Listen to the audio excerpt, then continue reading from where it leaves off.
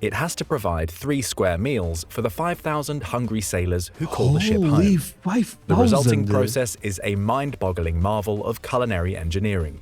If you're doing the math, I'll spare you the mental gymnastics. That's over 17,000 meals, 7 days a week, How is that 365 possible, my days a year. friends? How, you ask, is this Yeah. even possible? Let's find out. Exactly. They say the way to someone's Okay, my friends, before we go into this, let me say one thing. Sometimes we kind of forget about people that just cook for them, and they are so important. It's actually fascinating. My friends, leave a like if you are proud of the American military, because at the end of the day, war, of course, always bad, but you guys really have an amazing military. Today I'll be reacting to how aircraft carriers prepare 17,000 meals a day. My friends, this is a crazy title, but before I go into that, let me ask you for one thing. If you can leave a like, thank you so much. Is the best way to show support. Now, if you can subscribe, well, in that case, forget about it. You make my day. Have that in consideration. Link for the original video in my description, and let's play it. You may have heard of Meals on Wheels, but have you ever Yeah. wondered about the naval military equivalent? Actually, yes. The United States Navy has officially taken mobile mealtime to the next level. Also- Every day that an American nuclear-powered aircraft carrier spends at sea, it has to provide 3 square meals for the 5,000 hungry sailors who call the ship Holy home. 5,000! The resulting process is a mind-boggling marvel of culinary engineering. If you're doing the math, I'll spare you the mental gymnastics. That's over 17,000 meals, 7 days a week, How is that 365 possible, my days a year. friends? How, you ask, is this Yeah. even possible? Let's find out. Exactly. They say the way to someone's Okay, my friends, before we go into this, let me say one thing. I love how the military machine in America is so well developed, because sometimes we kind of forget about people that just cook for them, and they are so important. It's actually fascinating. My friends, leave a like if you are proud of the American military, because at the end of the day, war, of course, always bad, but you guys really have an amazing military. heart is through their stomach. This certainly applies to hungry American sailors of the US Navy. Aboard the most common aircraft carrier in the Navy fleet, the 100,000-ton Nimitz-class vessel, an average crew complement of between 5,000 and 6,000 sailors will spend months on deployment working, sleeping, and eating aboard their city at sea. Whether you're busy scrubbing the flight deck, flying an FA-18F Super Hornet, maintaining the nuclear reactor, or overseeing the arresting gear operation, the elementary needs of this crew are truly staggering. Feeding thousands of people in a relatively cramped space requires a crazy. Herculean logistical effort. On any given day, a carrier's crew can consume more than 1,600 pounds of chicken, 160 gallons of milk, 30 cases of cereal, and 350 pounds of lettuce, noted Chief Petty Officer Naomi Goodwin, You know what? Those ribs will look good 100%. herself responsible for preparing officers' meals aboard an aircraft carrier. Because carriers can spend months at sea, they often deplete their perishable items like fruits and vegetables before the deployment is complete. To compensate, they stock up with as much perishable food as possible at the beginning of a deployment. Once the fresh food disappears, canned or dried goods can only get you so far.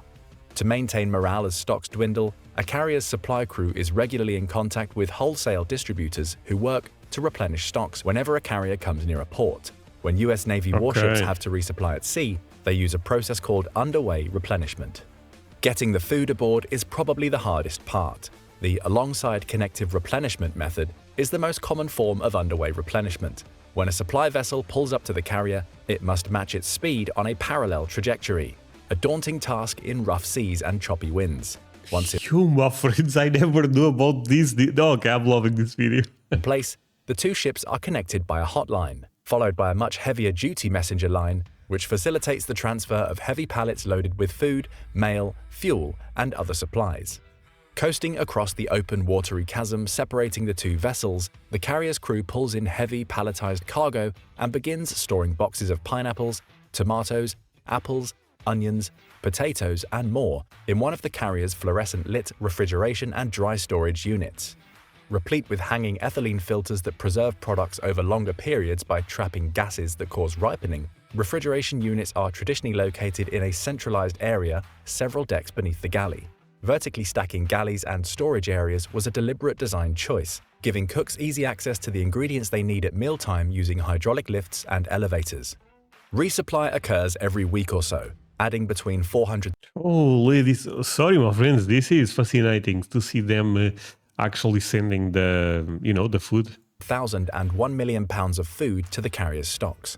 If necessary, supplies can also be delivered vertically via helicopter or light aircraft when the situation arises. The 5 galleys aboard the Nimitz, commissioned in 1975, differ from their more modern counterpart, the USS Ford supercarrier, commissioned in 2017.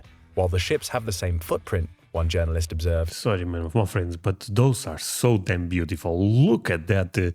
This for me is kind of like the top of the top when it comes to the US military. I know they are crazy expensive, and America is the #1 country by far when it comes to aircraft carriers, if I'm not wrong. Oh man, but they are expensive, but you know what? They are worth it. Space all over the Ford has been reimagined to make carrier life and work better and more efficient. Rather than 5 galleys, the Ford has 2, one centralized in the aft section of the ship, the other forward to serve the carrier's air wing. Alright, so far so good. No Oh man, I would love to eat that. one's going hungry anytime soon. But what about drinking water? You need a lot of it to hydrate thousands of sailors in what is often a hot and humid work environment. And you also need a lot of ice machines because Americans love to put ice on everything they drink. Drives me crazy. Luckily, modern aircraft carriers have world-class desalination facilities on board. These portable water plants work almost like a distillery. Water is superheated to steam, then condensed using cooled pipes. Minerals are added as the water is filtered for drinking and general use. All this is powered using the ship's nuclear reactor, which itself only has to be refueled every 25 years. Pretty amazing stuff. While we're on the topic of facilities, wondering what kind of monster kitchen you'd need to service all these sailors, here's the thing. It's not about size, it's about efficiency.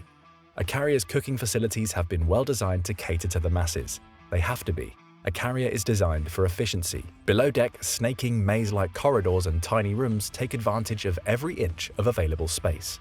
Kitchens are cramped, filled to the brim with the latest industrial cooking machinery, huge stoves that make the temperature soar in that confined interior space, automated self-cleaning convection ovens that can cook any kind of meat in a variety of ways, commercial-grade They cook an entire pig?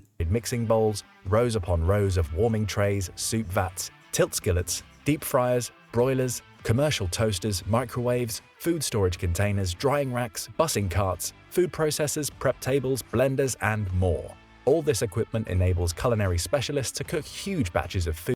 And you know what? Everything is looking good. Maybe this video is putting the best footage out there, but everything is looking damn good. Food for the sailors aboard.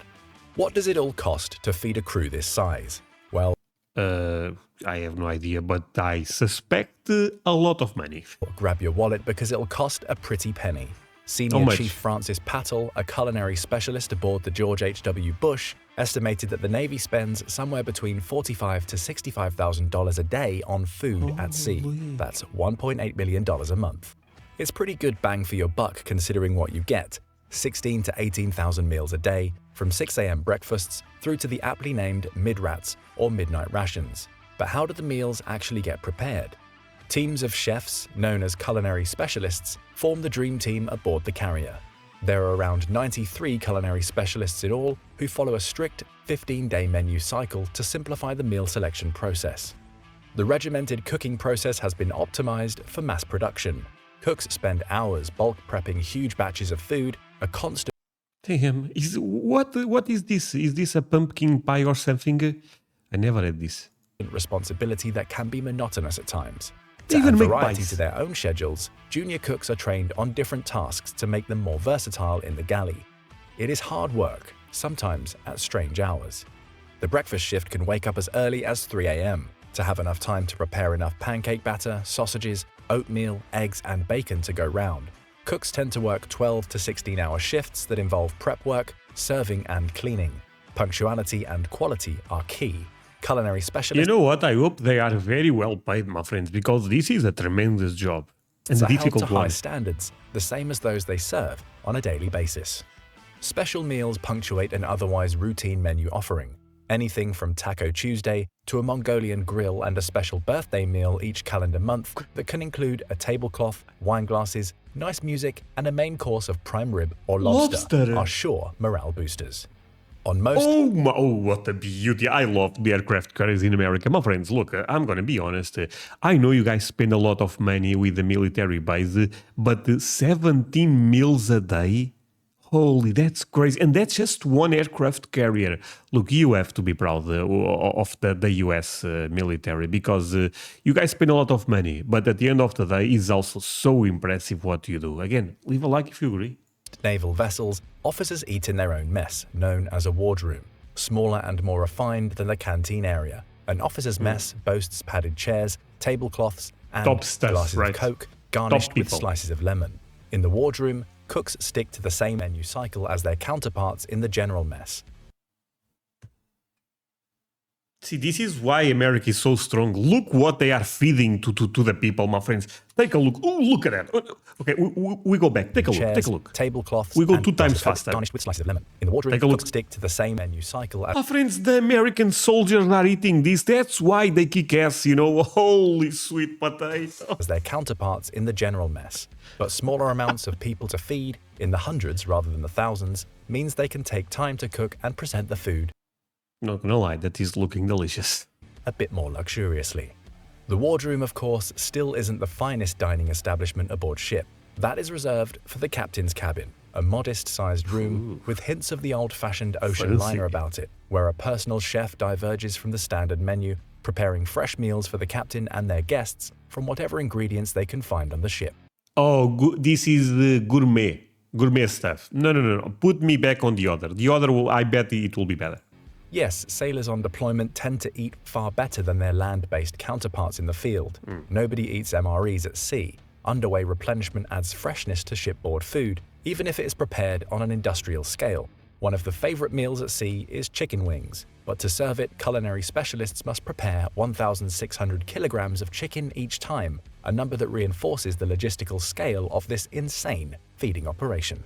Okay, but why are we saying one of the favorite meals at sea? I mean, this is one of the favorite meals in America. My friends, America is best at 4 things. I've been putting at 5 actually. I started at 3, now we are at 5. Military power, peanut butter, fried chicken, bacon, cinnamon desserts. To bring in that home-cooked taste, bakers make use of actually 6, barbecue also. Massive 60-pound dough mixers to make their own bread, rolls, cookies, and other baked goods. Cooking meals from scratch, sometimes in the view of the serving area, communicates how much the Navy values its service members. Veterans often complain that naval chow served in decades past was subpar and inedible. Today, that's no longer the case. It may not be your mother's cooking, but daily meals are meticulously planned and served to be as calorically dense and nutrient-rich as possible. They have I don't know what this guy is talking about. Everything I saw here looks amazing. To fortify sailors working hard on their feet, day in, day out. A look into a daily shift for a culinary specialist reveals how much effort is required to cook for an entire carrier crew. At mealtime, broad, heated grills are prepared and manned by young cooks who have the raw food at hand. That guy's giving a massage to the pig. If, say, a cook is serving lamb, he arranges lamb chop after lamb chop in neat rows until the entire surface is covered with meat, 150 chops at least. By the time the last one is in place, it's time to return to the beginning and flip the meat over to cook on the other side. If the chefs are cooking roast beef, they will slice roughly 600 pounds of meat per meal. Dinner is perhaps the busiest meal of the day. By evening, the main eating bay becomes crowded. Serving lines quickly materialize as sailors find their way to the commissary for some hot chow. Each grabs a plate, utensils, a cup, and napkins, cleaned during downtime by members of the culinary specialist crew, and begins indicating what they'd like served. What the hell is that? What the hell is that, my friends? Take a look, take a look. I know my American stuff now. By members of the culinary specialist crew. Wait a second. Wait a second. Indicating what they'd cornbread. Like served. Back in 2011, a journalist for the National News observed this process. And what the hell is this? Gumbo. Firsthand. It's not gumbo, right? What hell is this actually? Mashed potato and steak with gravy is proving to be a popular choice, but there's also Sounds amazing. barbecue chicken, stir-fry, pasta, and chicken with tomato sauce on offer. Three young I would sailors, eat all of Jennifer that. Penna, Elvin Carmona Rivera, and Sarah Strong, are lingering in the cafeteria area, having just finished their meals. They say that while the food on board is perfectly fine, the special fried rice is a particular favorite. They do crave homemade rather than mass-produced meals. I look forward to eating something that's cooked from scratch, just for me, says Strong. This is okay, but you can tell it's been prepared for hundreds of people. Where the general mess doesn't satisfy a sailor's specific cravings, they can browse a small... Well, that was marshmallows, my friends. The marshmallow culture in America is something that, look, I love American culture and I love American food, but marshmallow thing, not for me. Small grocery store where different amenities like hygiene goods... I like it s'mores. I tried s'mores. You guys can find that video on my channel, but apart from that, I'm not sure. Specific cravings, they can browse a small grocery store where different amenities like hygiene goods, razors, junk food, drinks are available to keep morale high at all times. Carrier grocery stores Makes can sense. make $10,000 a day, showing just how vital they are to the ship's daily operations. Even if it isn't the freshest or most gourmet offering, the fact that the Navy can provide hot chow thousands of miles from land in any condition is nothing short of a modern marvel. It is true that by the time naval sailors reach land once more, they are eager for fresh cooked food they might once have taken for granted. Wood-fired pizza, mum's home-cooked lasagna, freshly squeezed orange juice, and more are the tantalizing rewards of a deployment well done. This doesn't detract from the impressive service on display in the galleys and storerooms of America's aircraft carriers. The science and logistics behind the process of cooking at sea is truly impressive. Spending 7 to 10 months at a time at sea, cooking crews ensure that good food is prepared and delivered in spades on time every day. Have you ever tried Navy chow aboard an aircraft carrier or experienced anything like the Navy's feeding operation? Let us know in the comments, Never. and don't forget to subscribe for more military analysis from military experts. Okay. US military just got way more powerful. How? It was already so damn powerful. Now it's unstoppable. You know what, my friends? Leave me the number one. Today we go with the number one because that's what American military is, number one. If I should watch this one. This is for the ones that go until the end. This seems a tremendous video, not gonna lie. That said, I may watch this video right away if you guys want to. That said, thank you so much for watching this with me, my friends. Really means a lot. See you guys in the next one. Bye.